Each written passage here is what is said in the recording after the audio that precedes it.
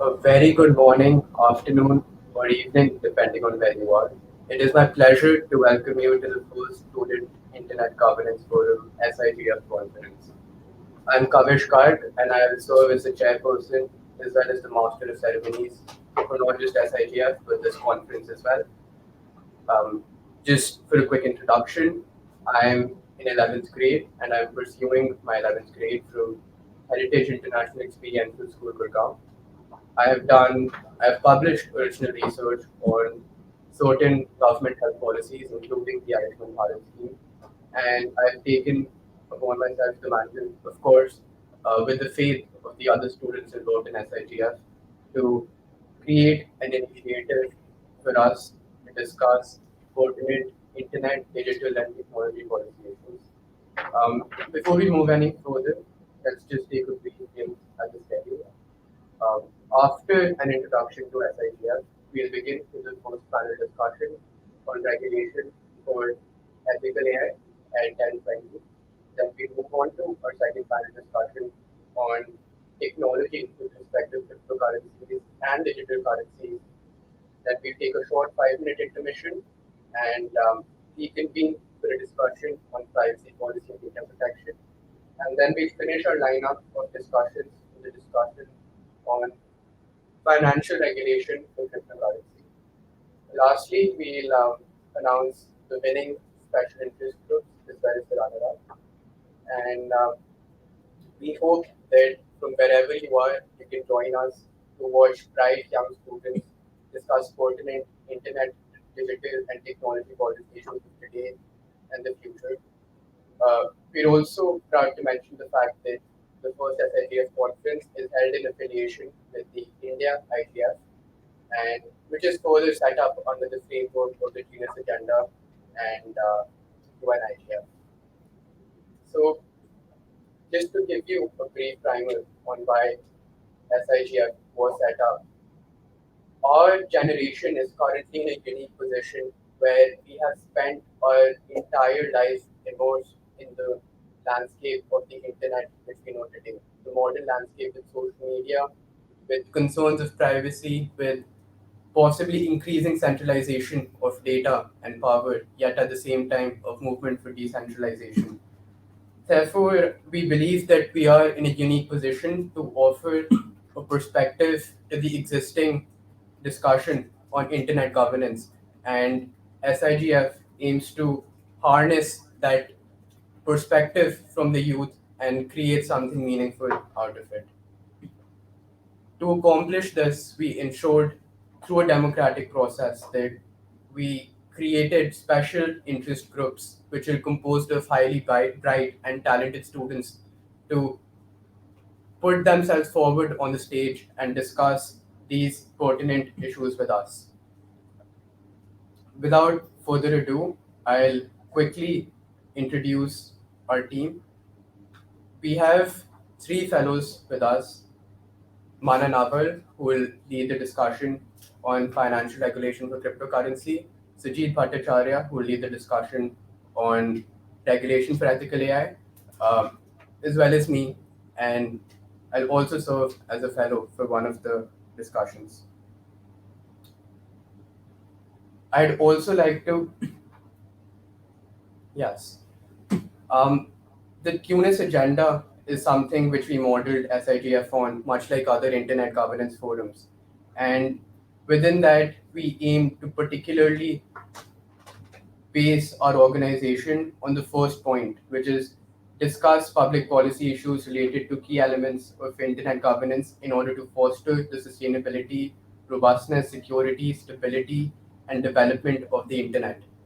Again, this is the generation which will enter cross possibly an unprecedented era of automation, a place where we as humans, as a polity, may not have direct control on what goes on the internet. And therefore, it is essential that our students, our generation, is the most engaged in these issues.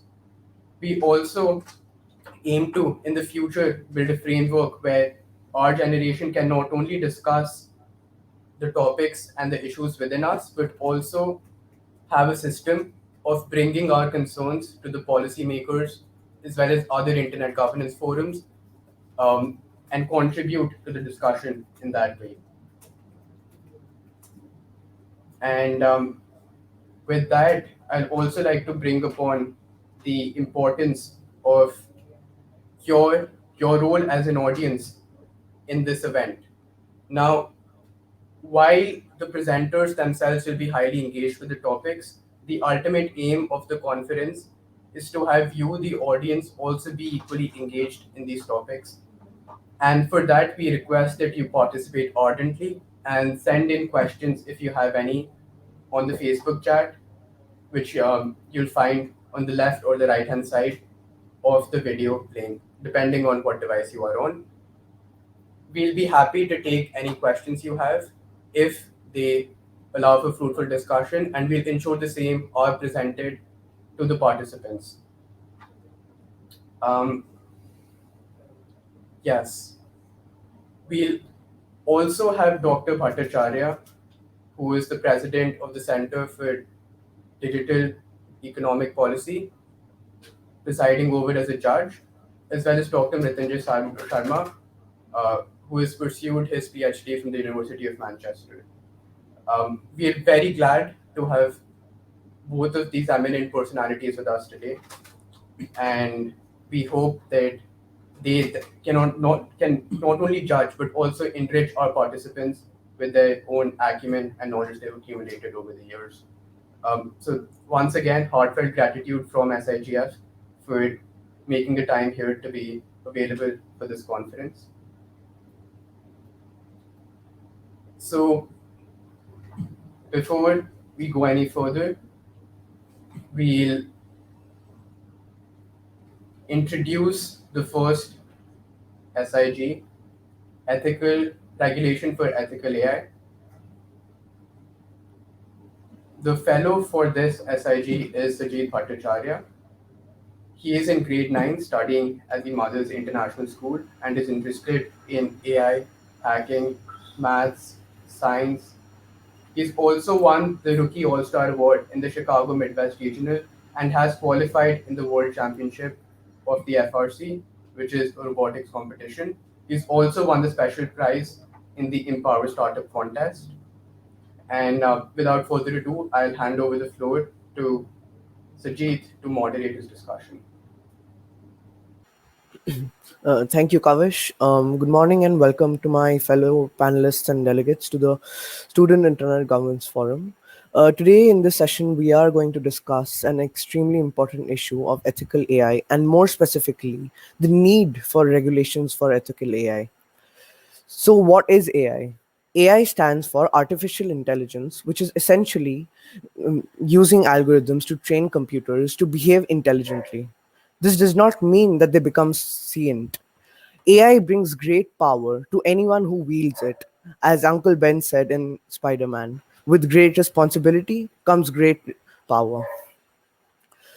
However, we see AI being significantly misused, either by malified intentions or by accidents. As an example, Google's facial recognition system categorized an African American as a gorilla. This is clearly not acceptable.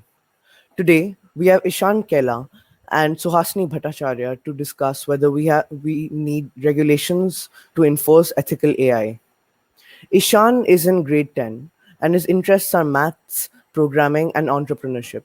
He has been a student journalist for the Children's Post for a year and has a deep interest in ideas and their power to change the world. He has won the second spot in the two student entrepreneurship contest and reached the top 10 in another app. His app, Comedy Majors, has 37,000 downloads and has been downloaded in 100 countries around the world.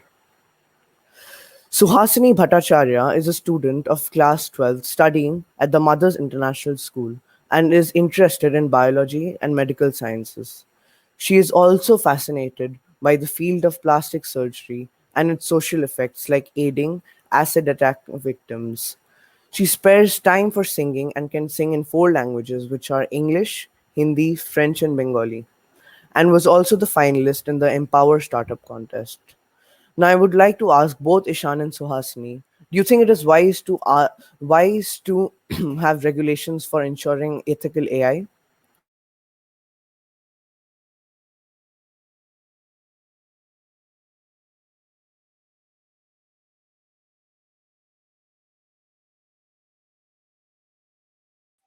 Okay.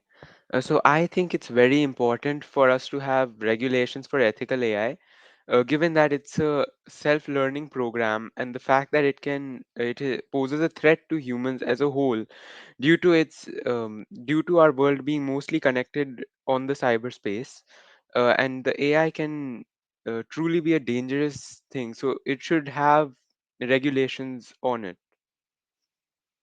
That's a great point. And Suhasini?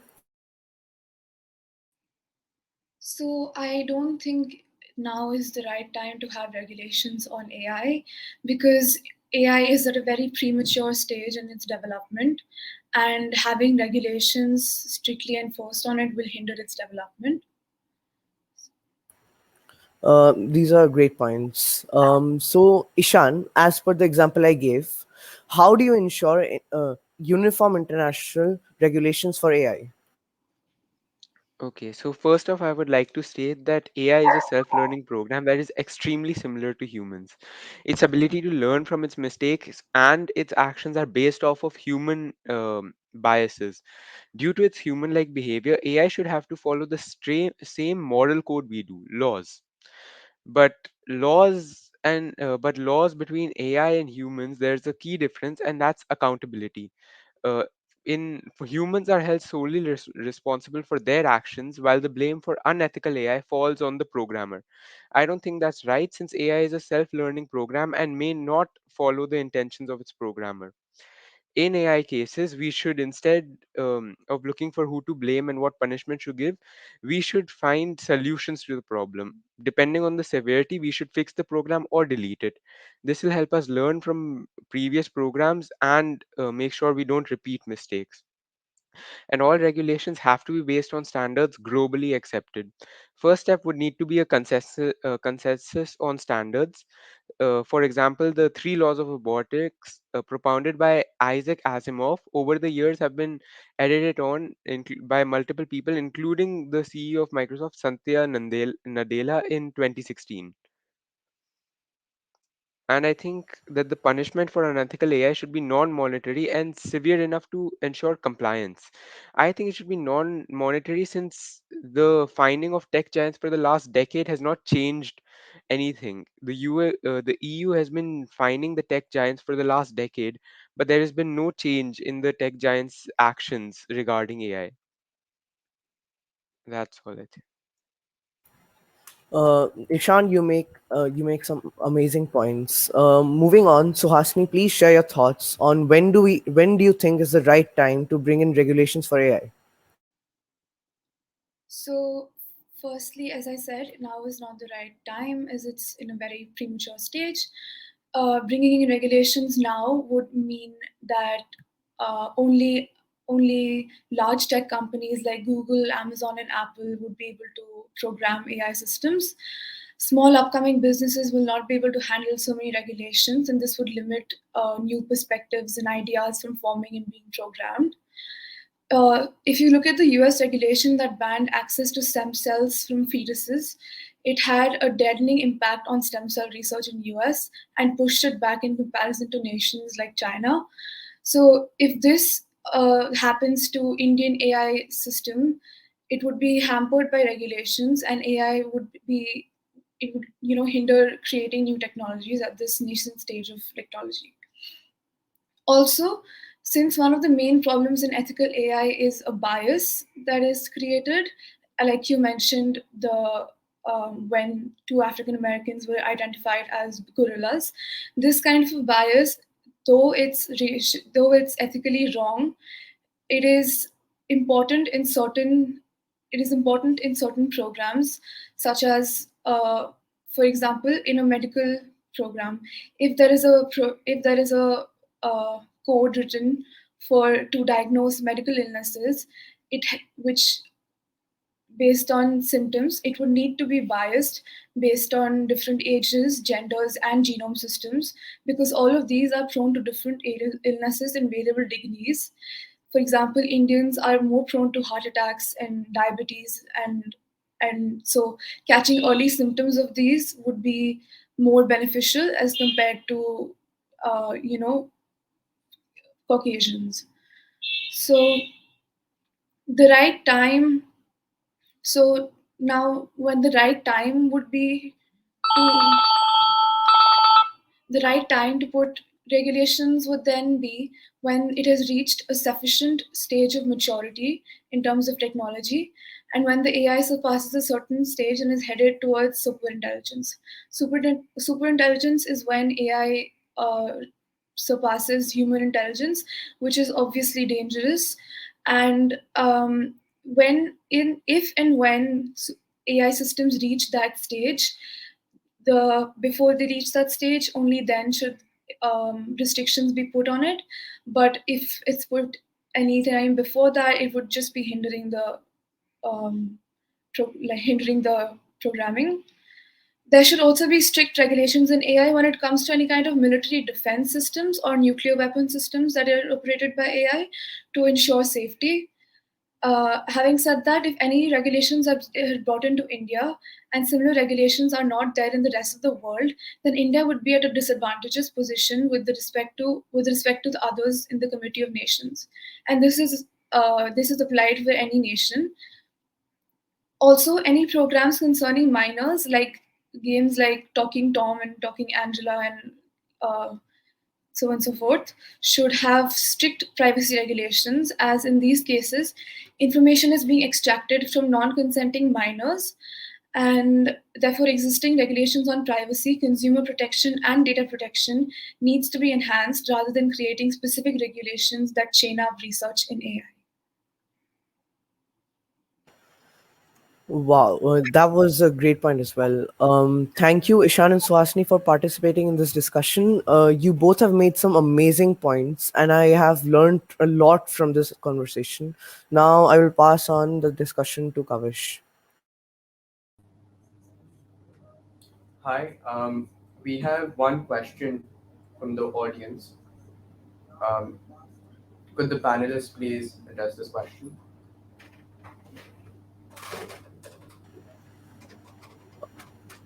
Can I go first, if you don't mind? Yeah, of course, of course. So I think regulations are universal just as the law is, and I think that small players as well as big tech companies should be regulated regardless of their size, because the harm inflicted by AI may be less in terms of small players, but the harm is still there. And without regulation, small players, AI programs can be taken over by big players. Then there will be some gray area there. And your thoughts, Suhasini? So, as I mentioned, I think that putting regulations right now on both big tech companies and small players is not wise. That being said, if and when it is time to put regulations, they should be put both on big tech companies and small players. However, they differed and specified according to the needs and the purposes of both these companies and entities. So, like big tech companies would have some more advanced ethical needs as compared to small players, but they should be regulations on both of them nonetheless. All right. I Those were amazing points as well. This was a very educating conversation, and Kavish, take the mic. Sure. Um,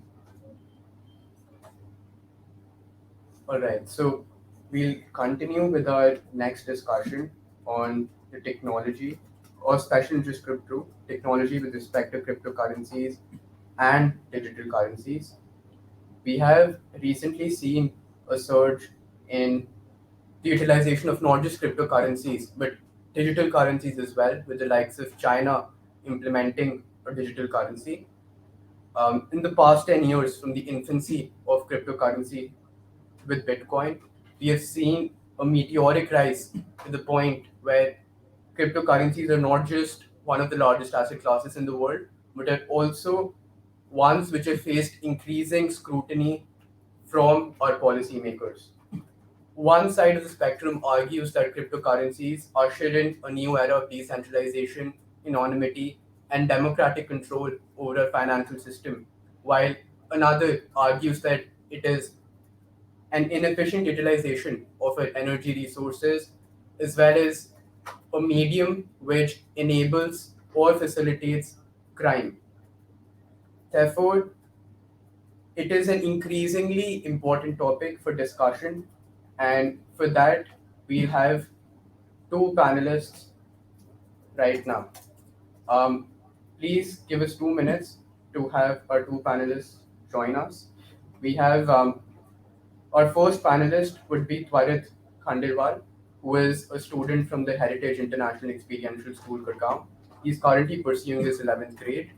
He is avidly interested in science and has in fact managed his own cryptocurrency portfolio. He's also networked with various founders or creators of cryptocurrency projects and coins, and therefore will provide us with great expertise for this topic. Our second panelist is Harsha Huja, also from the Heritage International Experiential School. He's also pursuing his 11th grade from there.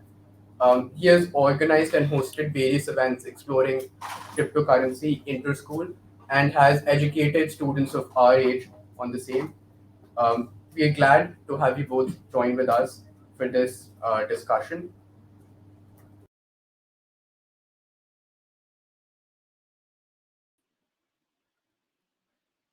So may we begin?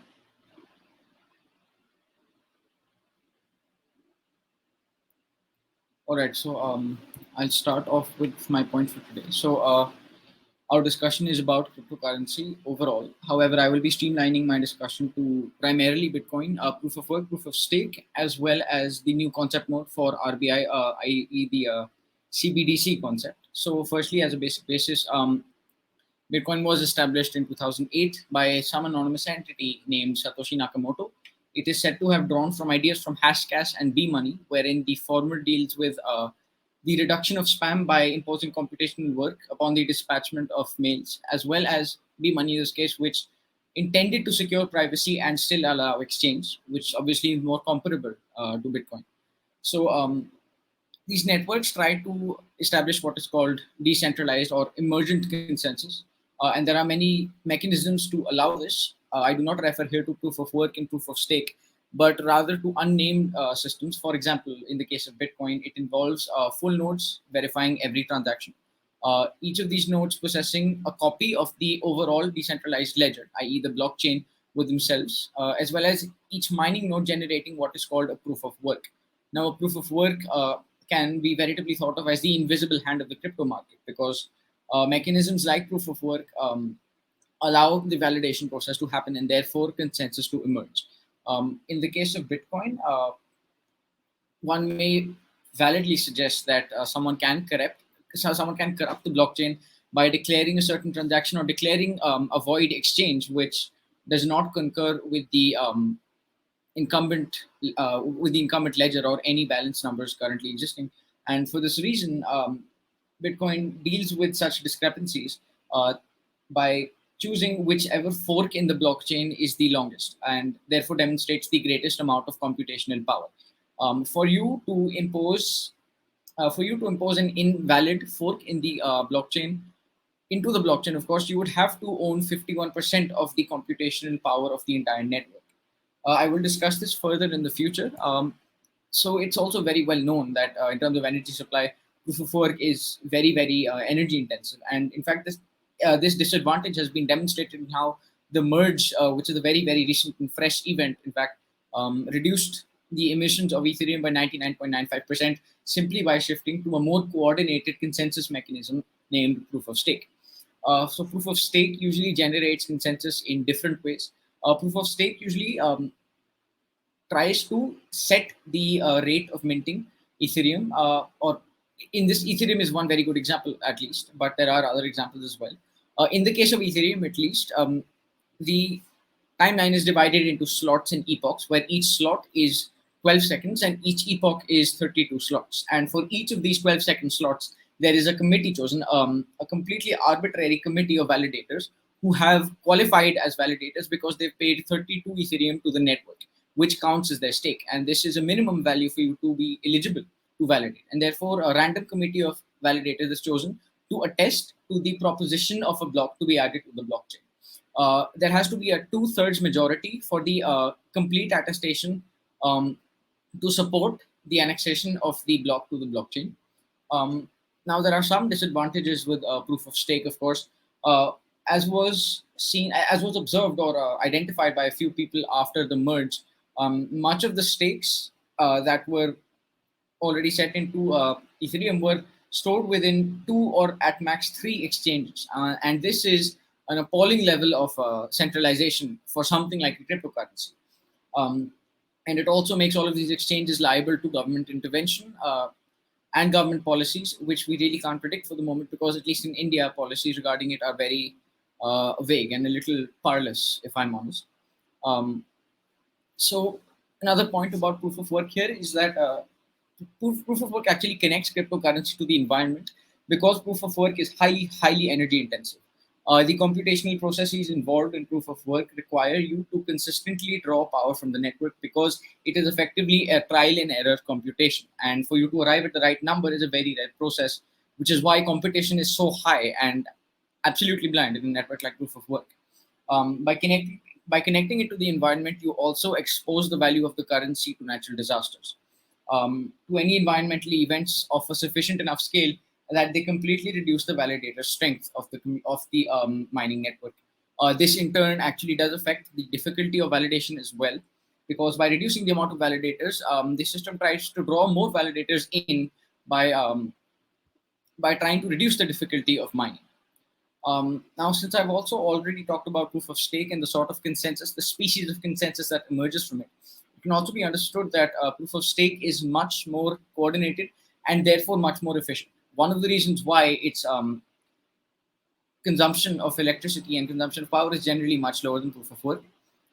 This coordination, however, and the staking is at the cost of higher odds of centralization. Why? Well, a single party can own sufficient enough nodes to completely overpower the validation process and the attestation process in every slot, or they can own enough stake to gain precedence over other stakers at the same time. This makes them liable to government intervention too, because their behavior and their movements on the network determine the value of the currency as well, how much the currency is perhaps trusted.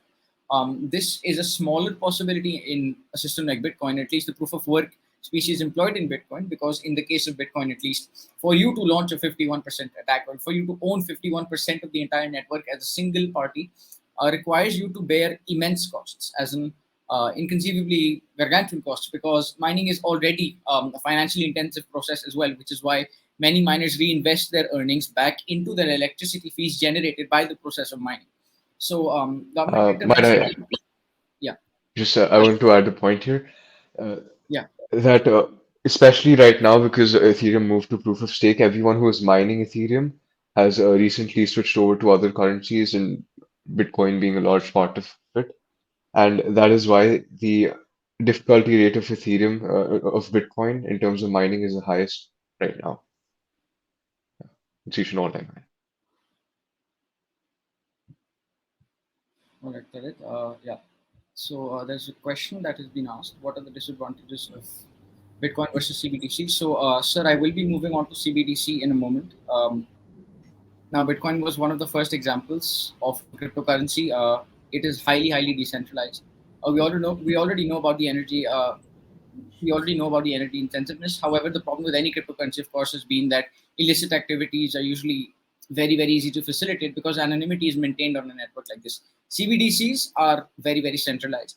While they are digital currencies, what they provide for you is they provide a certain type of utility that does not presuppose decentralization. And the central bank still remains as the primary governing body and the primary observer of all the economic activity of the country. So they will be screening transactions like this. Perhaps that is the one advantage I can foresee at the moment. Um, all right. Um, Twarit, can we have your inputs on the same? In terms of CBDCs, yeah, I think in terms of Bitcoin, as Harsh said, a lot of it can't be traced back to people. However, in terms of CBDCs, criminal activity will be decreased, but again, it can be hacked, and it's essentially programmable money, and we'll add on to that in a while, but that's my view on it. All right. So, a question to both of you. We have recently seen blockchain technology not just being used for cryptocurrency, uh, as in the inherent basis of technology for cryptocurrency, not just being used for that purpose, but also for other purposes like voting, like NFTs. Do you believe that the cryptocurrency system can be utilized effectively for these purposes as well? And is it even healthy to have, for example, NFTs operate on the same blockchain as Ethereum and possibly consume resources? I think your okay, so NFTs has been largely misconceptualized nowadays because it's interpreted as just some sort of as bad art, if I can say so. And that isn't really the full potential NFTs because there are multiple different NFTs, and I'll touch upon this, and they provide different utility. For example, some NFTs might provide a revenue share in a mining operation, or or in the future, they can be used to show ownership for real world assets like housing and paintings. And in terms of Ethereum and NFTs are considered tokens. So if you go onto a ETH Explorer, they aren't showed as the JPEGs or anything, but they're identified as, I believe, ERC 721 tokens. And yeah, I don't think there's a competition in terms of utilization when compared to tokens and NFTs on the blockchain. They work in synergy. All right. Harsh, would you have any inputs on the same? Yes. So as far as the applications of a blockchain system are concerned, there has been a recent release of the national logistics policy as well, and there was one idea I had regarding this because one of the problems that it intended to solve was that there were a large number of intermediaries involved in the exchange of fees, at least in between truck drivers. And road travel is one of the most significant sources of interstate or inter-region sourcing of goods. And for that reason, since the intermediary problem is one of the reasons why Bitcoin was started and why the blockchain was invented, it's very possible the network can be applied here as well. There are other very curious applications already existing of decentralization in general and not just Bitcoin. For example, what Twarit has a little more knowledge on as well, secure multi-party computation, where you basically split a single you atomize a single computation and distribute it to multiple different people who can't possibly deduce what you were intending to do with the numbers that they provide you through their computation. So this sort of computation can actually be a benefit for CBDCs too, um, because at least with CBDCs, currently the network is very centralized, or at least it intends to be very centralized, even if it's a one-tier or two-tier model, or in general involving both the government and the private sector. Either ways, it will be very, very centralized. And it's quite plausible that the central bank won't be able to manage all the computation by itself. Whereas distributing computations like this to the entire country, to an entire country of willing validators or willing computers rather, would make everything more efficient and Uh, use the load. Yeah. just to add upon the SMPC a part of Harsh's argument, SMPC provides a level of security that you can't find in normal encryption because it is information theoretic secure, which means even if a computer has infinite computing power and infinite time, it still won't be able to break through. So it'll essentially a large part of the community in cryptocurrencies have pointed out that if quantum computers come, they can just take over they can sort of hack the system for blockchains and launch 51% attacks easily. However, with information theoretic security, that won't be the case. Right. Thank you for your inputs on the same. We have a Uh, question in the audience, which I'll display right now. The question is: do you recommend adoption of CBDC or adoption of cryptocurrencies that are not CBDC? uh, okay, so before I like straightforwardly answer that question, I do want to talk about the benefits, pros and cons of CBDCs. So I'll start with that. CBDCs, the government, if CBDCs are implemented, the government can freeze money at any time. Not that they will. They can put an expiry date on the money. It is hackable because of its centralization. And it restricts, and it's essentially programmable money. So it can restrict your spending. Say the government is in an economic slump, so they want people to spend money. They can put an expiry date on your money. You have to spend it by the next week. Or even like they can say that if you're in a wartime effort or something, you can only spend your money for groceries or staples. And there's also no anonymity for the user, and I think that's very important. Whereas there are considerable pros like traceability will decrease criminal activity, and it can also lead to efficient payment systems, cross-border payments, and inter-corporation payments, and that'll be very fast. And it can provide alternative taxing structures. So, for example, instead of the government taxing outrageous amounts to single people, I think only 4% of the population in India pays taxes. But either way, it's a small number. And instead of that, they can instead impose a tax on the volume of transactions. So every transaction, they take 0.01% of the cut.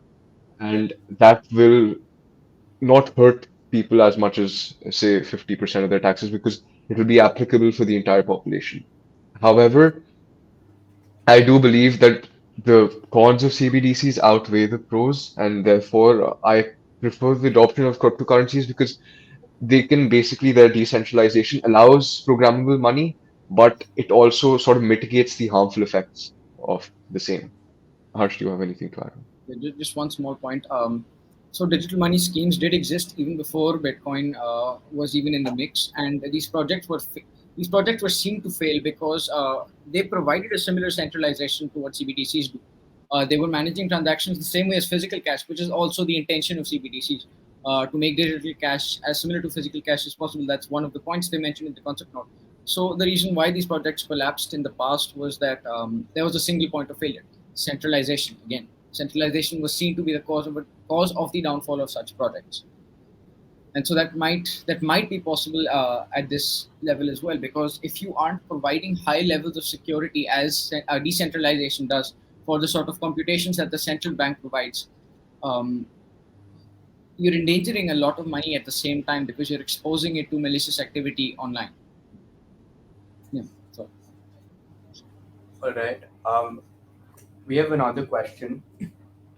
There have been certain algorithmic stablecoins, such as Terra Luna, which some experts suggest has been subject to particular attacks or targeted attacks.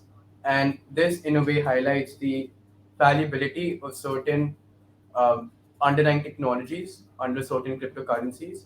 So, in a case such as the one with Terra Luna, with algorithmic stablecoins, do you believe is there any way to reinforce that underlying technology? Okay, I'll talk about this. So I feel like a great part of what makes blockchain technology, at least right now, unique and has a lot of potential for growth is the experimentation. Look, algorithmic stable coins are in no way perfect, and they are large part play community sentiment plays a large part in them. But the fact that Terra Luna, with practically no underlying value, maintained its peg for so long is truly a feat. And I do think that they could have maintained it longer and been successful if if the company took more better decisions. For example, a big part of it was Terra Luna had this. I don't remember the software's name, but it basically allowed people to stake their USD and guaranteed stable returns of around 7% or 9% per annum. And for this unstaking and staking, there was no lock period, so they could unstake and stake whenever they wanted. So as soon as Terra Luna slightly dipped in value, people started to panic, unstake and sell their Luna and sell their USD, and that caused a massive uh, downfall in price, and then the cycle just continued. There were other factors at play, but this was a big part of it. And if for example, these stakes were locked, then the company would have had a delayed time or more time to react to this, and they could have been successful in mitigating a lot of the consequences. But I don't think, because essentially there are other type of stable coins, for example, USDT or USDC, which have actual real world assets backing each token. And in that sense, I don't think sort of strengthening the foundation of the blockchain would do anything, because in the end, it's how the Terra company programmed the cryptocurrency. All right. I see. So, thank you for your valuable inputs. We have one more question.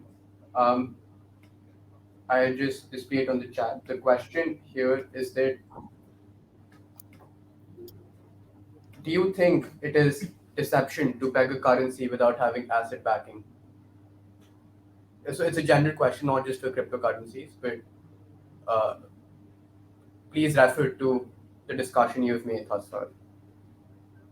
Harsh, do you have any inputs for this? Not quite. My exploration of Terra Luna is quite limited because I've only exposed the computational aspect of it so far. So for it, I think it'd be better suited. Yeah. So, So Terra Luna isn't the only currency which has sort of a peg to a certain value. I think there's a lot of there's this software called there's this project called Tomb, and Tomb forks have been popularized in DeFi, and what they have is a plethora of tokens, I think around three or four, and each token works in synergy to maintain one token's peg. And so when the token falls below peg, people are encouraged to buy, and when it falls above peg, people are encouraged to sell. And in terms of this question specifically, I think currently blockchain and decentralized finance is a big experiment, and I don't have the moral or ethical uh, thoughts to know if this it's a deception. Personally, I think if they can maintain a peg, I don't mind it. And Terra Luna did have certain assets. They had a certain backing, and they used that backing to buy back Terra to maintain its peg again, but that wasn't successful. So yeah, I feel as the scale grows, it might people have to be aware of the risks. And I feel like Terra Luna sort of misrepresented while they were marketing, and that is this, and I don't think that's right. But as far as maintaining a peg, I don't think that has a problem per se. As a clear model. Right. Thank you for thank you for your enriching outputs, not just to the audience questions, but your the ones we asked as well. Um, Thank you. So we'll now take a short 5-minute intermission and then resume with Special Interest Group 3, Privacy Policy and Data Protection. We'll reconvene at 10:57 a.m. IST. Thank you.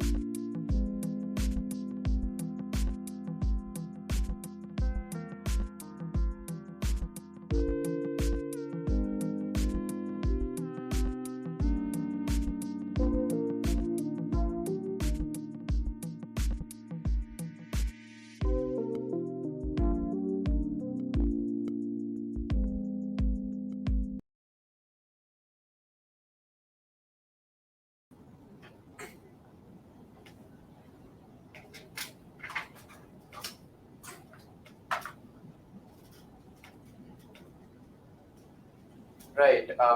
Welcome back. I hope you had a refreshing break. As on schedule, we'll convene with the third SIG, privacy policy and data protection.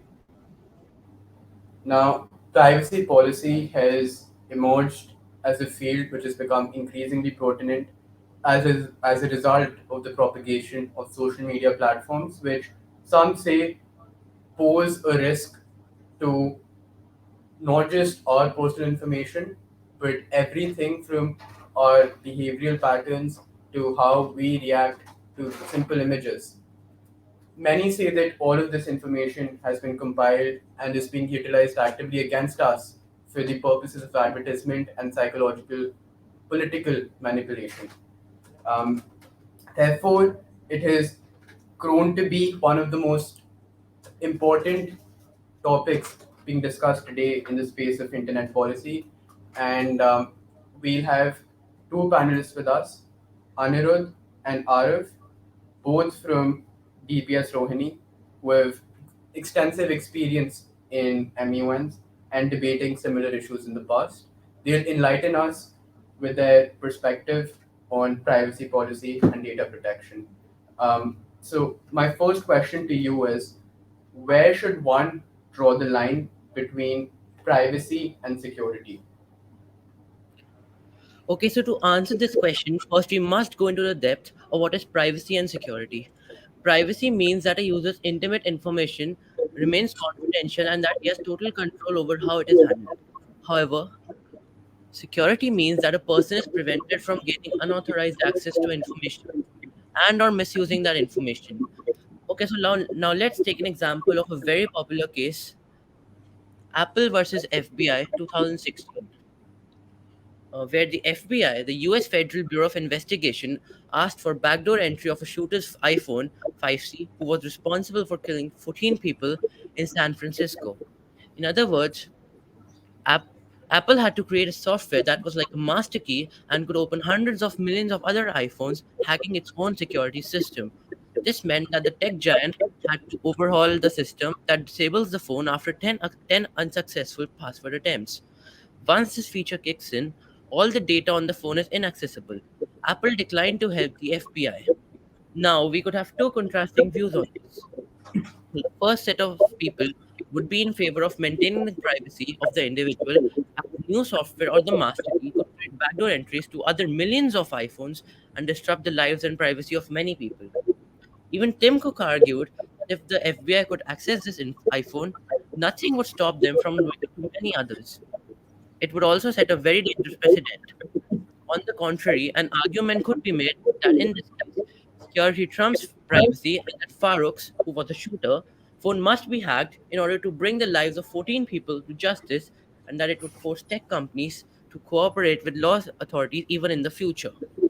We would like to conclude by saying that privacy and security go hand in hand, and a line must be drawn between them when the data is extremely confidential, and line must be kept private to safeguard a person's dignity and empowerment. For example, tracking the location of a person, being able to see his medical requirements and records, and any other detail that the user thinks are too personal to share. Thank you for that. Anirudh, would you have any inputs on the same? Just my inputs are we're on the same page on that the privacy and security go hand in hand, and the line must be drawn between them, as there should always be a line between privacy and security for the betterment of the society. And when the data is extremely confidential, it must be kept private to safeguard the people's dignity and empowerment. That's my point. Right. I see. So I'll move on to my second question, which just not only pertains to privacy policy, but also to a part of the TUNIS agenda. It is the everlasting problem of having a world where information is decentralized, i.e., stored in servers across the world. How can differences in perspectives on privacy policy and data protection be reconciled to create a universal framework for the same, if at all? So I now yield the floor to you to provide your inputs. Yes, I'll be answering the question and providing my inputs. So, as you said, creating a universal framework concerning differences in professional privacy and policy and data protection is does seem difficult, but it's not an impossible task. Data privacy defines who has access to data, while data protection provides tools and policies to actually restrict access to the data. Compliance regulations help ensure that users' privacy requests are carried out by companies, and companies are responsible to take measures to protect private user data. Data protection and privacy is typically applied to personal health information, which is PHI, personal identifiable information (PWI), and it plays an important, a vital role in business operations, development, and finances. By protecting data, companies can prevent data breaches, damage to reputation, and can better meet regulatory requirements. So, data protection solutions rely on technologies such as data loss prevention, which is DLP, storage with built-in data functions, firewalls, encryption, and endpoint protection, uh, which provide feasible solutions to the above mentioned problem. And another solution is that could be the creation of an engine or tool using machine learning that automatically identifies how intimate the information is for the individual and decides whether to share it with the agencies or not. Selective tracking is one of the way progressing towards making a universal framework on the reconciliation of privacy policy and data protection. Thank you. All right. Thank you for that. Arav, would you have any inputs? I think what he said was totally on point, and I don't think I can add anything else to that. All right. Um, that's interesting to hear.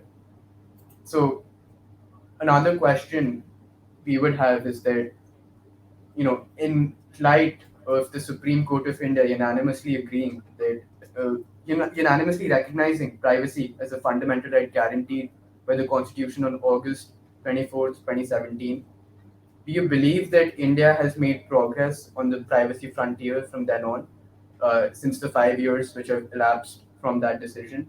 If so, in what ways has it done the same? Okay, so I'll be taking that on. Um, right to privacy, it is a bundle of rights. It's a generic term encompassing various rights recognized to be inherent in concept of ordered liberty, and such rights prevent government interference in intimate personal relationships or activities, freedom of individual to make fundamental choices involving himself, his family, and his relationship with others. In a landmark decision, India's Supreme Court acknowledged that Indians have a right to privacy. It will take years to properly understand the decision's implications, although after 5 years, as you said, it is clear that substantial progress has been made on the privacy frontier. These changes affect the government of India's efforts at maintaining a centralized database of personal information known as Aadhaar. They also affect the operation of global platforms such as Facebook, Instagram, WhatsApp, and Google in India. It calls many practices from the ubiquitous use of CCTV to unnecessary intrusive questions in job and university applications into the question. It also casts doubt on previous Indian Supreme Court decisions like its infamous rejection of a plea to decriminalize homosexuality. Another way in which this judgment has proven to be progressive is that it has declared the right to privacy, which is available against private parties. This means that global web-based platforms and other companies that process information in India will have to watch policy developments in India carefully, given that the Indian government is now required to ensure they uphold citizens' right to privacy. Thus, personal data collection and surveillance practices in India have changed for the better as a result of the landmark case. Thank you. All right. Arav, would you have any inputs on the same? Not really. Like Anirudh covered all the points, so even I wanted to say one or two things, but I think it's included, so I'm fine. Thanks. So we have one question from the audience. Should India have the same interpretation of privacy as the Western world, or does India need to have its own interpretation of privacy?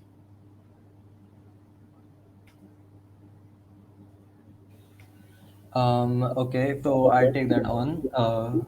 No, in fact, the board will take it on. So, India, as you all know, India has many different aspects from the rest of the world, from the rest of the Western world, which privacy for them it is very different to what privacy is for us. For India, privacy is, for example, messaging. For India, privacy, it means different thing. For example, we have different ideologies. For example, Aadhaar card and CCTV, as both of these provide a different aspect to the privacy and data protection field. For the Western world, there is no such thing as Aadhaar, and there's different citizenship records. So India, in fact, will need its own interpretation of privacy, uh, as it has different economically viable options. I see. Thank you for your inputs on the question. Arav, would you have inputs on the same?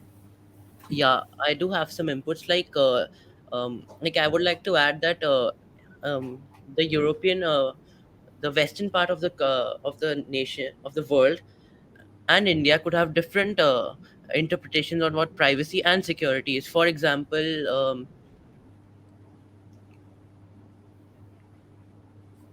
actually, you know what? That's fine because I only wanted to add that, so I'm done. Thank you so All much. right. We have another question from the audience.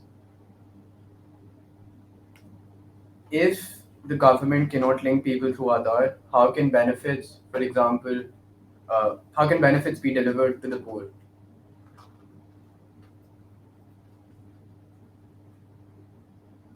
Ira, would you like to take that up?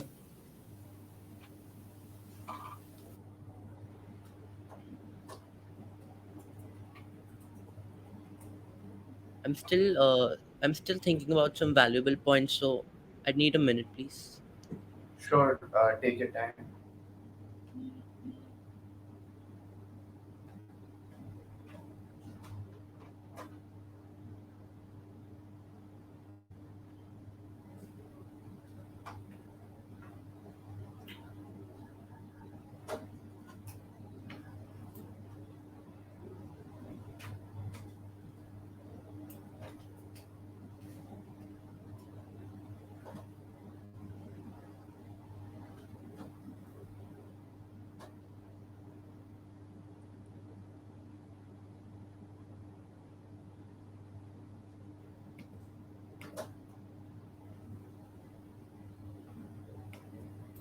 All right, so we'll come back to that question at the end of the discussion.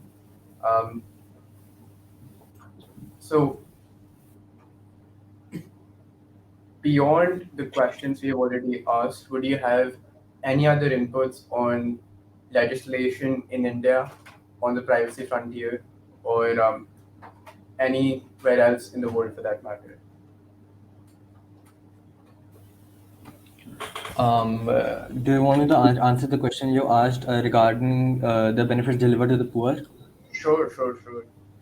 Um, Right. So, poor people in developing countries, they are concerned about their families are safe, sheltered, and are adequately nourished, as you all know. But where the privacy point, where does it fit into that mix? So, in many parts of the world, by constitution, state, or treaty, privacy is considered as a human right. Accordingly, regardless of whether someone is rich or poor, their privacy must be protected. In addition to human rights concerns, however, there are a lot of pragmatic reasons why privacy of all people should be respected, including that of poor people. So I'll be listing the reasons. The first is identity theft. It is a vexing problem. Victims of identity theft spend time and money trying to reclaim their good name and account status, if even possible, after a criminal steals funds or incurs debt in their name. Scam artists also use stolen personal information to take advantage of consumers by taking them into purchases and investments that don't exist or are worthless. Financial institutions reporting erroneous information to credit bureaus can result in denials of loans, insurance, and even employment opportunities, which is, of course, not beneficial and, in fact, even serves as a disadvantage to poor people, as many poor people in India are concentrated in the rural area. So this is especially true when the individual who is the subject of the reporting either did not know the negative information was in his or her file and could not effectively dispute it. Some actions that violate privacy could also harm customer reputations. Some digital lenders, for example, have adopted the approach of shaming delinquent borrowers into paying delinquent amounts by disclosing their past due obligations on social media. Not only is this practice highly coercive, it could also compel customers to make payments they don't owe. So when it comes to poor customers specifically, a lack of privacy could harm broader financial inclusion efforts. In India, taking digital credit, for example, to assess credit worthiness, digital lenders typically use data on mobile phone usage, such as how many SMS messages were sent per month, how often a SIM card is loaded, social media activity, and even whether phone batteries are charged only when they're used close to empty, as this could reflect on the ability to pay for electricity services. At least one lender even seeks access to the contents of SMS messages to make these determinations. So, if poor people feel that their privacy is being violated, that the personal information may be used in ways they are not comfortable with, then they are protected by the fundamental right to privacy. So it benefits the poor people on a very large scale. And with that, I would like to conclude my point. Thank you. All right. Thank you for your inputs. So thank you especially Anirudh and Arav for coming here and presenting your views on privacy policy and data protection. I'd also like to thank Darshan Shah, the fellow originally responsible for this SIG. He unfortunately could not be here due to some uh, unfortunate circumstances. Anyways, I'll give an obligatory introduction to him. He's a 12th grade student, currently studying in Karnataka. He's also avidly interested in privacy policy and has, in fact, done projects and written papers on the personal data protection bill, as well as other legislation across the world. Um, thank you, Anirudh and Arav, for your inputs. We're glad to see you here. Thank you. We'll take a short 5 minute break and reconvene at 11:20 a.m. Thank you.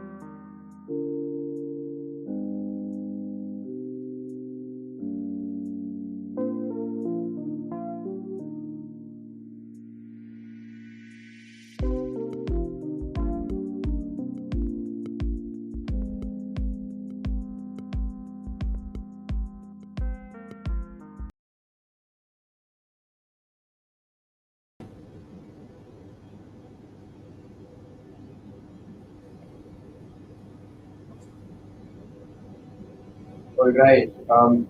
It is my pleasure to welcome you back to the proceedings of the first Student Internet Governance Forum SIGF conference. Um, as stated earlier, we'll begin with our fourth SIG, which is financial regulations on cryptocurrency. While we already had discussion on cryptocurrencies before, this SIG is particularly tailored towards real-life applications as well as regulation on the financial side. Um, so I'd now like to give the floor to Manan Agar, who is the fellow responsible for this SIT. He is a student studying in 11th grade in the Sriram School of Ragli. He's strongly interested in technology, sports, and data analytics, as well as the intersections between the same. Um, he is passionate about computer science and how it impacts the current world, and the major application of that, of course, is cryptocurrency. Manan is also currently working on a machine learning based program. So I'll now give the floor to Manan. Um, so we have four participants today. We're going to be talking about the financial regulation of cryptocurrencies. Just introduce them. We have Arnav Pandey, who's a student studying in grade 12 in the Delhi Public School, Mathura Road. We have Manacha, who's a grade 11 student studying at Scottish High International School. He likes theatre, public speaking, business management, and also enjoys playing football. We have Mishti Goyal, another 11th grade student studying at DPS International Sakir. And last but not the least, we have Pratham Tulsian, another grade 11 student studying at Gyanda Academy, Nepal. So we're going to start off with the questions that we're going to discuss today. The first question is, do you think that there is utility in cryptocurrency for the normal consumer?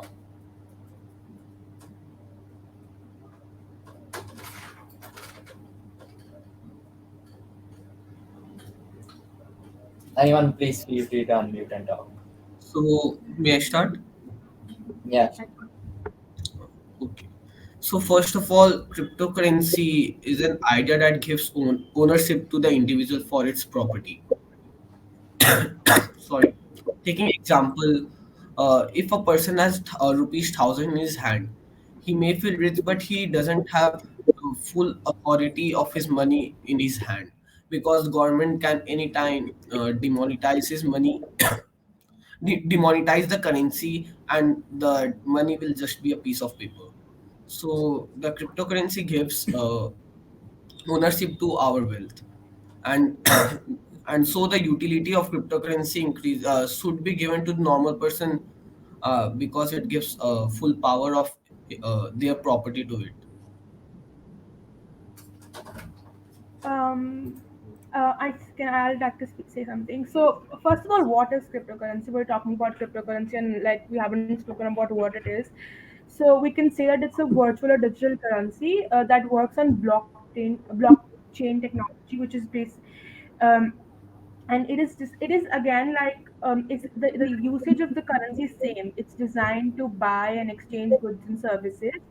Just that when you're talking about cryptocurrency, there's no involvement of a third party. The government Hello. Yes, we Uh, can hear you. Go ahead. okay, I was speaking all along, but I think you couldn't hear me. I'll start again. So first of all, what is cryptocurrency? So cryptocurrency is a virtual or digital currency that basically works on blockchain technology. It's again designed to exchange goods and services and make payments, which basically the difference in cryptocurrency is that there's no third party involvement. The government is not involved in like the transaction of cryptocurrency. Now I'd like to elaborate more upon how and like the question, the utility, how it's beneficial for a consumer to use it. Now when you're borrowing from other places, you usually have to pay a very high rate of interest, but with cryptocurrency there's no transaction cost, so or very low transaction cost for that matter. You can make your transactions at any time of the day. And there's no limit to making transactions. Even when you're making international transactions for that matter, there's very low cost to it. There is no delay, and most of all, when you're making other types of investments or transactions, you have to do a lot of paperwork. With cryptocurrency, you just have to make an account, and you can work through it by learning how the app works. However, I also like to say that there are few risks that one should take in account when using cryptocurrency. For example, cryptocurrency is much more volatile than other currencies like bonds or shares and stuff. The market can go up and double in the matter of minutes, but at the same time, the market can crash at the same in the matter of minutes as well. Uh, and then there is a lot of scamming.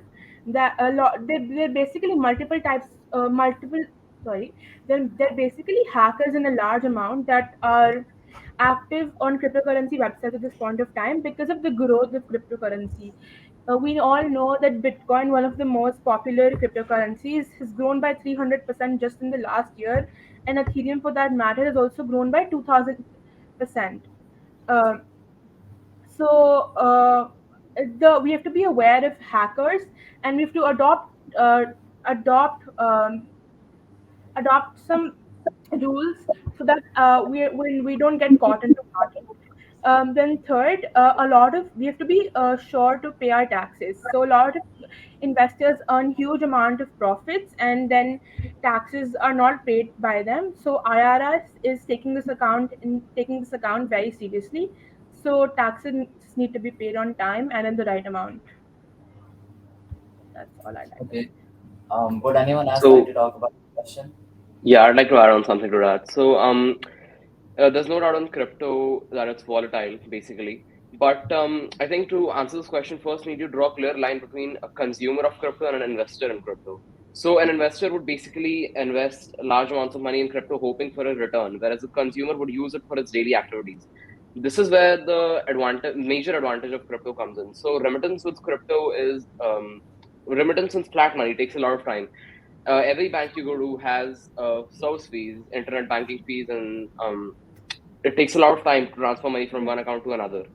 Whereas if you embrace crypto truly as a consumer and then try to use it for your daily goods, it will almost in all areas provide an overall edge for you. There's no extra Right. charge. You can transfer almost any amount of money. You can transfer internationally, and most of all, it's almost instant. The biggest competitor to crypto in India, I would say, is UPI, because it's basically achieves the same thing, like no fees, fast transfers. But UPI is still kind of a new technology, and it does have many errors in its ways. Money gets lost due to glitches, internet connection problems, and the biggest problem is you have limits on certain apps. So crypto eliminates all of that and provides a seamless way to transfer money between continents, and that's why I think crypto is really valuable to the average consumer if they truly embrace it. I mean, I totally agree with that point, but I'm saying that somebody who's using it as a daily consumer might also get into investing in it because of how much benefit or how much profit gain they see in it. So that could come something as like using crypto on a daily basis for them. Yes, that's a great advantage as well. So the Yes, entry barrier from becoming a consumer to an investor is lower in crypto compared to other markets like the stock market and housing market, stuff like that. To gain a noticeable profit in the stock market, you have to invest upwards of 50, 40,000 rupees. Whereas in right, crypto, since it's so volatile, you can use its volatility to your advantage. And then you right. could invest any amount of money and hope for a return, provided you do your research on the coin and kind of crypto you're investing in. Got it. Yes, I totally agree with that. Perfect. Does anyone else want to talk about this? If not, we'll be moving on to the second question, which is can normal currency and cryptocurrency coexist in an economic system? And why or why not? Um, should I go to the So, beginning? Yes. yeah, you can. Okay, you can speak. Okay, So, normal currency and cryptocurrency can definitely exist in an ecosystem together, but this is where financial regulation of crypto comes in. If you financially regulate crypto, first of all, it's really hard to do that since it's present simultaneously in a lot of places. It's not under any one organization. Thus, it's really hard to regulate it and actually put laws on it. Because of this, it's arduous for one authority to impose its laws automatically on all the crypto reserves. Additionally, it implies that a workplace cannot theoretically be raided by the government that is investing in crypto because the government has no control over their investments.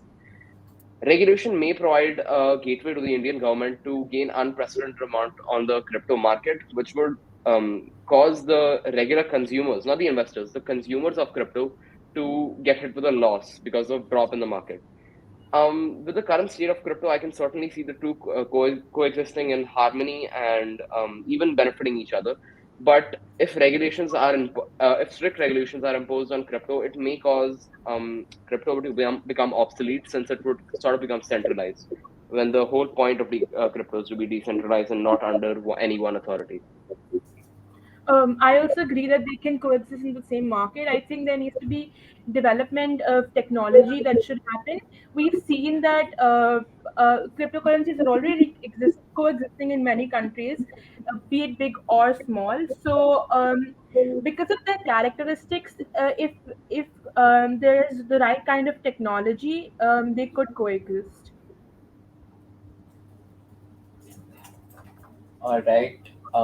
Is there any other viewpoint on this question? Yeah, I think the hybrid of the cryptocurrencies and the fiat currency would be great because then the government could actually recognize both of the currencies and have both options for consumers and businesses to choose from, and plus the government can collect tax revenues and fund their uh, daily activities and all that. So that would be great if they could coexist, in my opinion. Okay. Um, we move on to our last question today. How can protection against fraud be implemented in cryptocurrency and the NFT space? I'd like to start. I think when we're talking about cryptocurrency, there every user has something called a private key. So now, if your private key is stolen, you completely lose access of your cryptocurrency account and all of your transactions, all of your money that is in the cryptocurrency. So one of the main thing people in using cryptocurrency need to take into account is that their private key is very safe. It is in no form stolen. Um, then they must keep large. Somebody who's like keeping large amount of cryptocurrency should always keep it in cold wallets, which is offline, because offline nobody is able to basically. It's very difficult to hack into your account. Then there's a lot of impersonation of frauds that are happening. So brands are being impersonated. So that also needs to be considered, that you are in no formal way being impersonated. Okay. Is there anyone I'd like else to with? add on something to this. Yes. So, before I answer this question, I think I should start with an analogy. When I was around 5 or 6 years old, I wanted to learn how to swim, and my nearest swimming pool actually got closed down because of a drowning incident. I think this perfectly fits into today's crypto market because a drowning incident is a fraud or a scam taking place in the crypto market.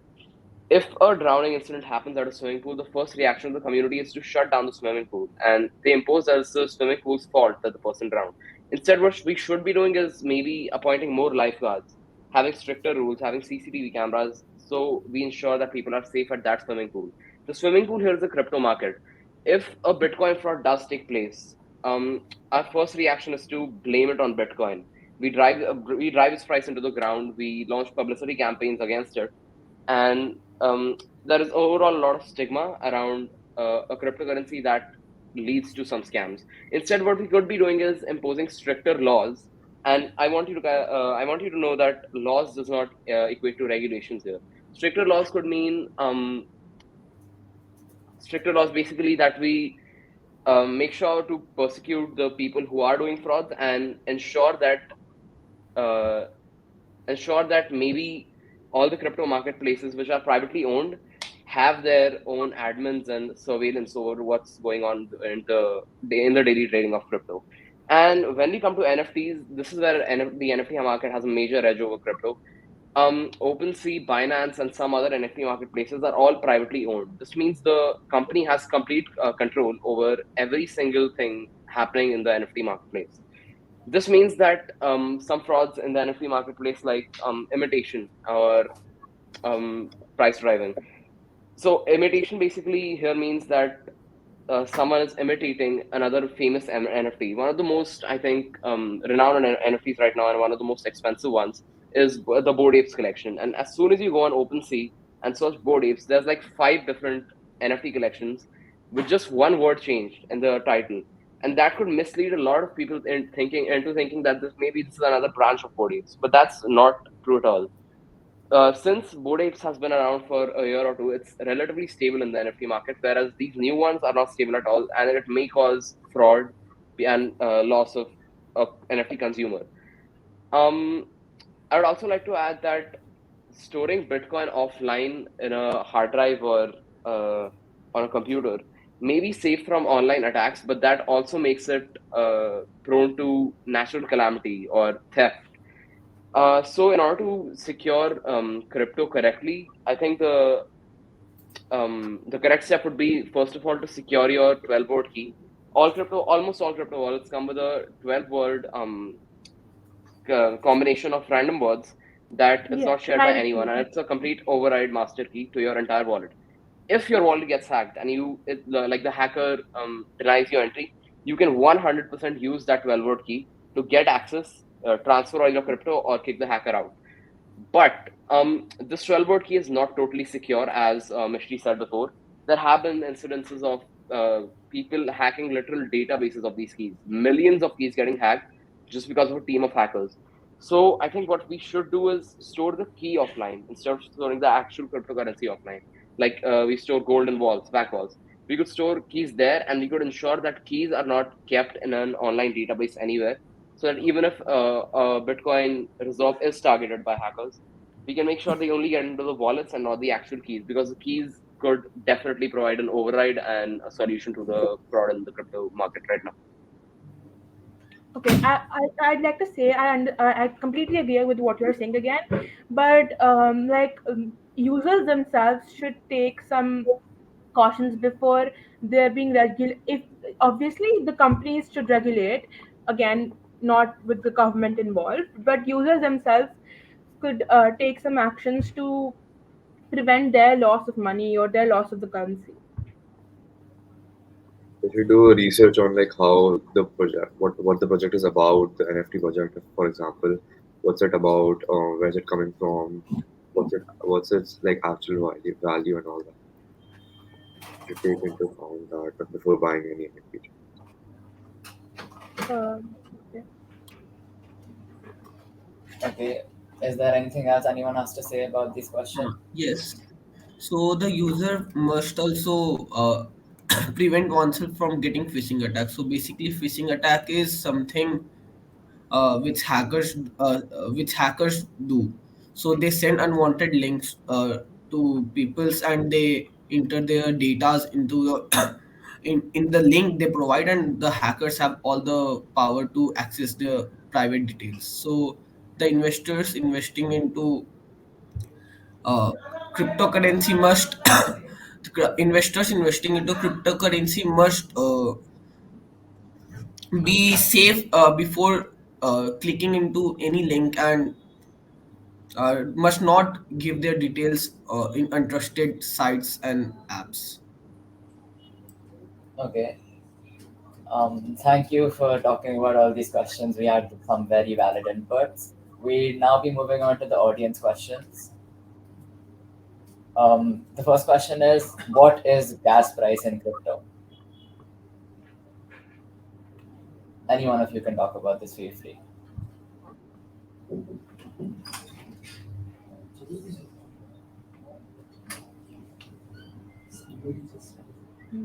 Um, to offer further clarification, um, a gas fee or a gas price is the fee charged by the blockchain network for processing the transaction as an incentive for making said transaction.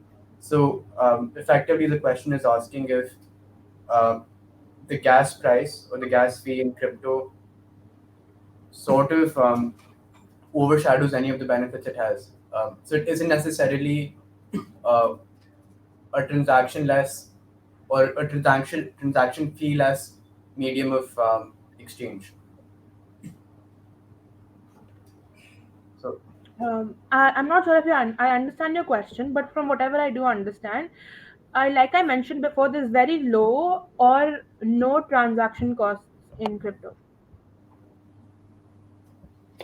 Also, gas fees are International prominent in some crypto. sorry. I'm sorry, what? No, no, you can continue. Gas fees are prominent in most crypto coins, but when we're talking about NFTs and NFTs that are related to crypto, such as Ethereum, a gas price is only applicable in certain states. For example, if you need to make a large amount of NFTs and then upload them to the actual blockchain, you would need to pay a gas fee for each NFT so that um, it's basically like a fee for blockchain maintenance and to make sure that your NFT stays decentralized. But that's not necessary in some coins. And some coins do actually don't take gas fees at all, and which actually furthers my previous point of the difference between sending money through banks and then sending money through crypto.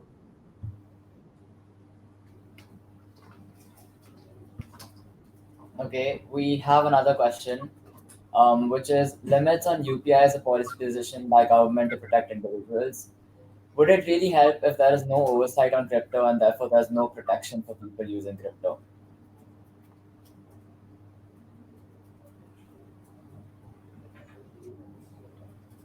So I'd like to start by saying that, as I said before, UPI is the biggest competitor of crypto and crypto regulations in India right now. And basically, the UPI restrictions that are in place right now prevent people from getting scammed, people from losing money. But that's because UPI is really accessible to all parts of India, and people aren't really required to even give any identification in some apps. So, for example, Paytm has a Paytm wallet feature where you don't need your any identification, and even kids can use it. So, to prevent frauds and scams, we need to have some regulation on UPI because it's so accessible. But when you talk about crypto, crypto has a high barrier of entry for a normal consumer to really start investing. And as a result, the consumer is actually required to do his research, which prevents him from getting scammed and falling for like petty scams.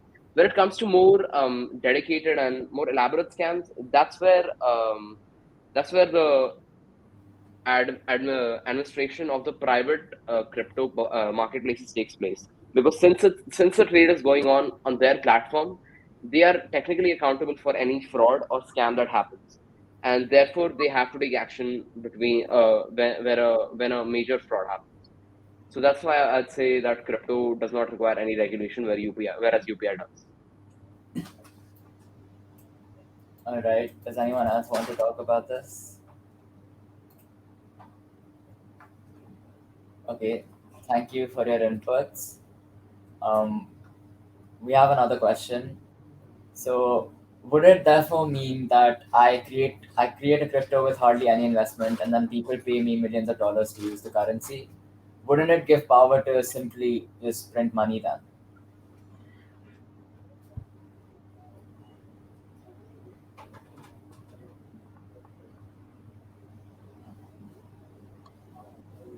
I don't think so. Wouldn't give power to print money then. I think with crypto there is a fixed amount of transaction that can be done. Like not fixed amount of transaction. I mean, there's a fixed amount of money that is there. If you're talking about fiat money can be printed more, or the money supply can be influenced by the government. But with something like a Bitcoin or an Ethereum, money supply cannot be easily influenced. All right. I'd like to answer this question. So, if you launch your own crypto coin, it's not going to rise as fast in popularity as you see some of the famous coins doing. One example of this is Dogecoin. Dogecoin was created as a joke after a meme, and it only rose because some famous people and rich people like Elon Musk promoted it on Twitter and basically manipulated the entire market. If you were to create a coin, and you hold enough power to manipulate and influence people into buying that coin, that could definitely mean that it would rise in popularity. But for most people, that case simply isn't true. If you make a coin, you have to gain the people's trust, and you have to prove why it's a good coin to invest in. Um, or, Already set up coins like Bitcoin, Ethereum, Solana have not benefits. So they have the major trust of the majority of the crypto community, and that's why major transactions are taking place through that mean. If you just make a coin, say IND coin, people may invest in that coin, but it won't have the same level of trust as Bitcoin, Ethereum, and the ones I mentioned for a few years. And you have to make sure that your currency is stable, it doesn't crash on the blockchain, and you have to make sure you have fair gas fees, as you mentioned, for it to gain the trust of the people and actually start to accumulate more and more investors. Also, It's not an overnight thing that could give also you a lot like of profit just by making a coin. one of the reasons that the government isn't basically considering crypto as a fiat currency at this point of time, is because of the fact of faith, right? They still are iffy and do not trust cryptocurrencies and how volatile they are. So I think that could be another point to add in this. Yes, I Okay. totally agree with that. The volatility of your crypto would also be very high at the start, which would lead to Right. less people investing as a result. I mean, trust is a main factor of people who are not investing in crypto at this point of time. They do not, I mean, they do not know about it, that's one thing. But some people are not able to trust in the effectiveness or in how much returns, and basically they have a fear of losing their money because they do not trust it.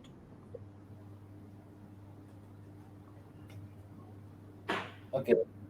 There is another question, which is why should anyone use crypto in India when we have UPI, which is faster, it's cheaper, and it has negligible impact on the environment? So my argument between UPI and crypto, 100% stands for every other country, every other major country like US, North America, Europe, etc. Because they don't have the technology of UPI. But in India, you're right. UPI is great. It's instant. It has zero fees, negligible impact on the environment. But since there are so many different apps for UPI transactions, Paytm, Google Pay, Phone Pay, um, it may provide a barrier to some people, and they might not be able to transfer money. For example, if you try to transfer money through Google Pay, you can you can definitely transfer it to any UPI ID. But if you want to transfer it to a number, that number also has to have Google Pay installed and has to be registered on Google Play. Google Pay. I can't be a Paytm user and then transfer money to a Google Pay user. And this is also true for my personal case. So since I'm not 18 yet, I can't actually use Google Pay or Paytm. I use this app called FamPay. It's a UPI app that's specifically made for teens, and as a result, I cannot transfer money to anyone who's not on FamPay if I don't have the UPI ID or QR code. And some UPI apps also have a limit on transfer for each transfer. So, for example, FamPay's limit is 50,000. Paytm has a limit of around 75,000 per transaction, whereas crypto is, I don't think it has any limits. Also, if you want to transfer money between from an Indian to another Indian, both of them have to be registered on UPI, of course. That's the same case with crypto, but it can only be done within our country and maybe some other countries like Dubai. Dubai is also working on their UPI infrastructure. But whereas crypto, as I said, it's universal. It can be transferred from any country to another country. And sure, there are some gas fees, but if you are using a well set up crypto like Ethereum, there's almost there's little chance of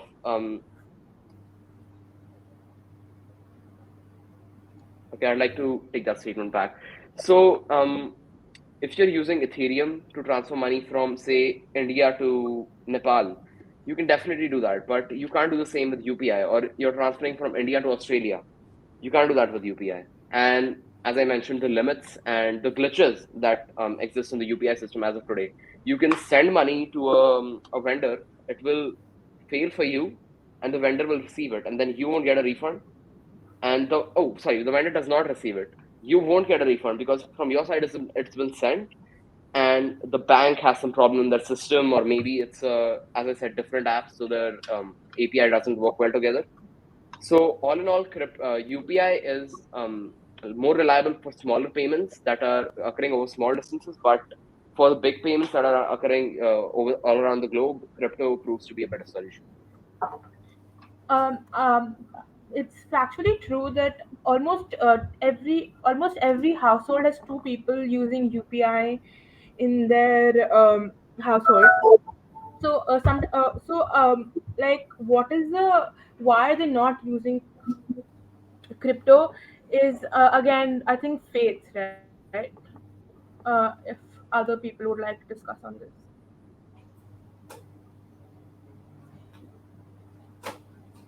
Are there any other inputs from anyone else? I'd just like to add one thing. I think that's definitely true. UPI has a lot of faith in India since it has Right. been gaining a lot of traction since like 2017. But who's to say that crypto cannot get the same faith in, say, 5 years? We don't know what the crypto market holds for India.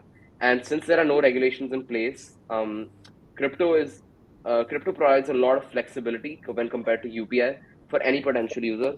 But I do agree with the point that there is less faith in the crypto market of the Indian population when compared to UPI. So UPI does win in that regard. But like, what is the reason behind that? Is it because of the ease of using UPI in India at this point of time?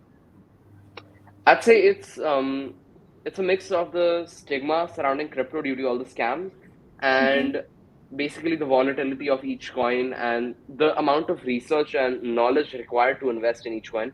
Whereas UPI is just a simple money transferring system that, as I said, can be used by anyone. So that's the major difference between crypto and UPI, and that's why I think UPI has much more faith in India compared to crypto. Okay. All right. I just had one question. And UPI is also like backed by the government and crypto isn't. So Hmm. Okay, that's it, I think. Yeah. So, thank you all for all your input. We had some very valid points. We had good discussions. Um, yeah, just thank you, and I think we will conclude this SIG now.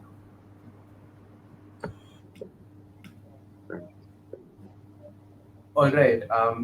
Thank you everyone once again for your input to all the participants, and thank you to Manan for ensuring that we could have a fruitful discussion today.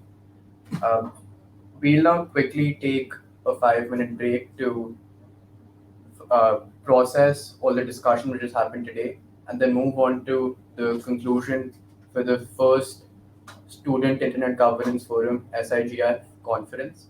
We'll have a concluding note from Dr. Mrityunjay Sharma, one of our judges, after this 5 minute break. Thank you.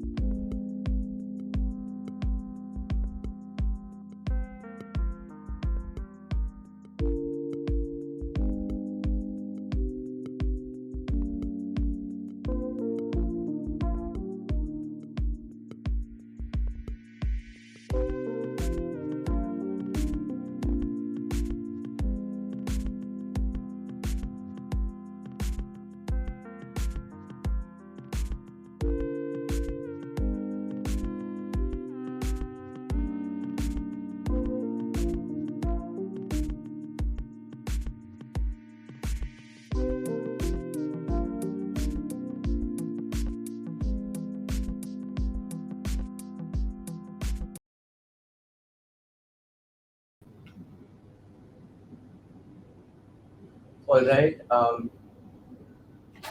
We hope that you were able to recollect the intense discussion we have had today. We'll now like to thank all the fellows, especially for ensuring that our participants were able to adequately address the questions put to them. Internet, digital, and technology policy is a topic which most of us aren't necessarily familiar with. It's unfortunately not explored in a traditional school curriculum or in education. But again, thanks to the fellows for ensuring that they were able to explore these ideas with the participants. Without further ado, I'll now invite Dr. Mrityunjay Sharma to offer his thoughts and a concluding note for the event. After that, we'll have results and recognitions. Right. Well, thank you, Kavish, for giving me a chance to be a part of the conference. First of all, congratulations to every single one of either the team members or the fellows or the participants, especially the participants for so graciously discuss such burgeoning matters, right? Things that are really important for your generation and for the coming generation as well. So yeah, well done on that. And I mean, it takes a lot of courage to come out and discuss such topics, and then with such intellectual prowess. So best of luck to all of you, and three cheers to all of you actually. And yeah, good luck and thank you again.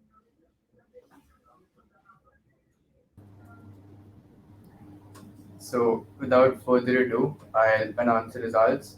Once again, thank you very much to Dr. Bhattacharya as well as Dr. Ritanjay Sharma for compiling the results with great precision and ensuring that they were impartial. Um, so, without further ado, the absolute best SIG, which is a composite average of the participants, was the second SIG, um, technology with respect to cryptocurrencies and digital currencies.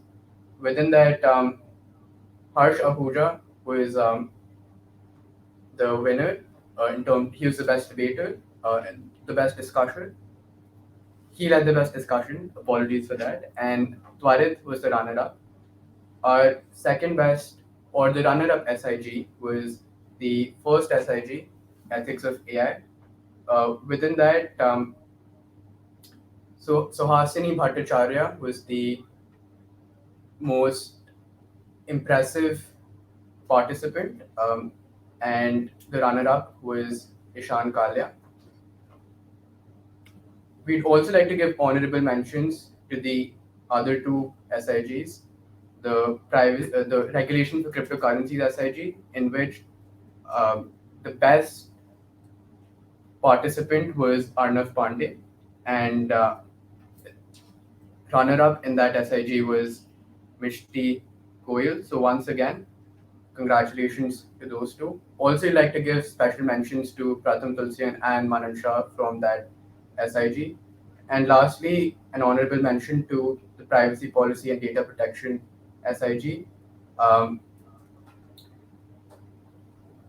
Anirudh was the best performer in that SIG, and the runner-up was Arav. So thank you all for your contributions. If Dr. Bhattacharya could come up upon stage and uh, explain his experience with the event, that would be greatly appreciated. Thank you. I think this was an absolutely brilliant discussion. It was beyond my expectation for the level of maturity of thoughts that each of the speakers brought in.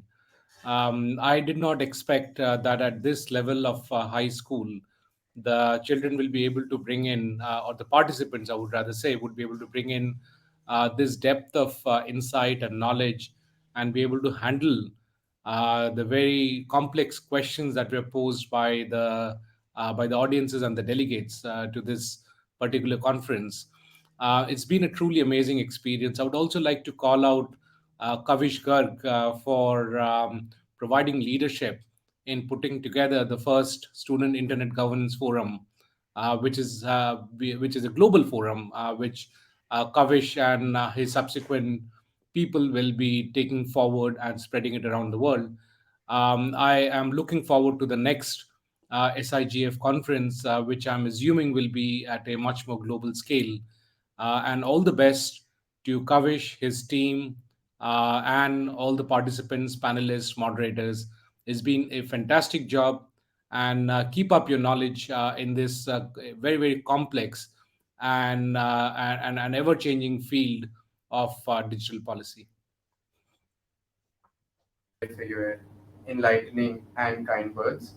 Um, Lastly, we'd like to thank the India Internet Governance Forum for providing aid in organizing this event, as well as offering their valuable affiliation to the opportunity for SIGF to affiliate with IIGR. Um, and we express an immense gratitude to them for the same.